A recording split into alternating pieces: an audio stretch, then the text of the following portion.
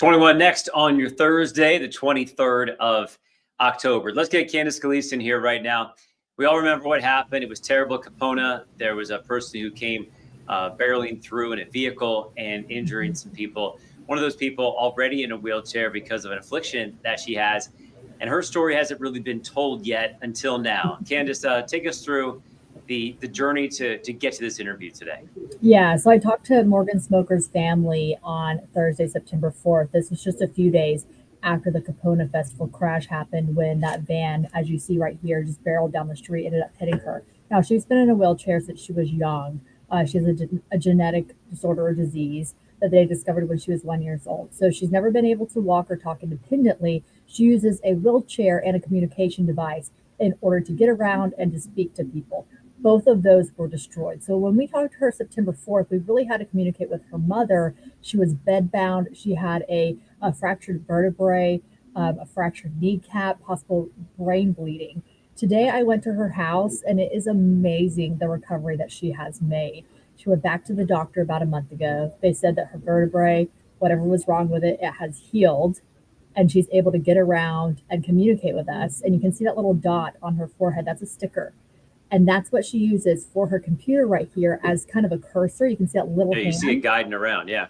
Yeah, so that's how she talks, is she chooses different things.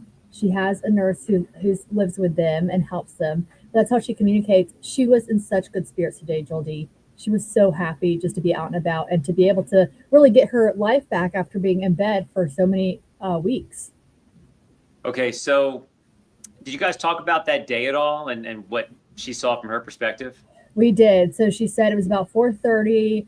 She has a driver who she spends a lot of time with. He was like, it's time to go. And she's like, no, she's a photographer. She loves spending time with people. She said she asked him to tighten her seatbelt 3 times that afternoon, which she doesn't typically do. And he later said, yeah, I had like a weird feeling about something. Around 5:50, she's in the middle of the street because it's all blocked off to drivers. It's pedestrian traffic. She said she saw the van coming towards her. And she thought initially, like, this is a joke, someone's playing a game on me. And then she realized it wasn't. And just about that time, she turned her wheelchair. So she was hit from the side instead of straight on. And then she woke up in the hospital bed. So do they think that move helped? She thinks it does. She also mentioned that she's able to move her chair up and down. And so she said she was actually at eye level with the van. So because she was communicating with people, she said if her chair had been lowered, she thinks that her injuries would have been much worse and she would have been much worse off because she was actually thrown from her chair onto the ground because of the impact when the van hit her. Okay, so what's left for her recovery, or is she pretty much back to where she was? She says she's pretty much back. The doctors initially said 3 to 4 months. She said that her neck was not hurting in the neck brace, and she kept begging her family to go get checked. She was like, I'm fine. They're like, no, you have a fractured vertebrae. Like, you need to stay in your neck brace. But she said they went to the doctor's office and it was healed. So she got back to work like 3 to 4 months ago. There was this huge GoFundMe campaign around her because she's a pretty well-known photographer locally. And she was able to use some of that money to get her brand new camera. And so she's been to other festivals. She's already gone back to City Island and to Harrisburg. So she's back to work. She's in great spirits. And she said she's just really thankful to all the prayers. She's really attributed her healing to God. She has an incredible faith. And she's really leaned on that, I think, her whole life, but especially in the past few months. Does she have any thoughts on the suspect and what happened that day and maybe what should happen to the person who was driving that van? So I asked her, do you forgive them? Her mother had mentioned that Morgan probably would when Morgan wasn't able to communicate with us. And she said, yes, I do, but I'm really frustrated that the DUI charge was dropped because originally when the woman was arrested and charged with driving the van down the road, everyone was talking about how she looked like she was under the influence of something. So we know that authorities took her blood, but there was not evidence of DUI. So they ended up dropping that charge. That's really frustrating for Morgan because I think she feels like there needs to be more done.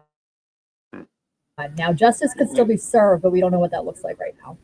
Yeah. Well, we love these pictures. That smile is infectious. Anything else to add in terms of maybe what surprised you today? She's very funny. So like, to me, when you meet somebody who is unable to speak, I mean, she just could not communicate with us when I first saw her. She had a neck brace on. She was in bed. She's never been able to move from the shoulders down. So the only way she could communicate was wrinkling her nose and then looking up to say yes. And so Mhm. from the moment I walked in today, she was just really funny and she can play songs on her computer.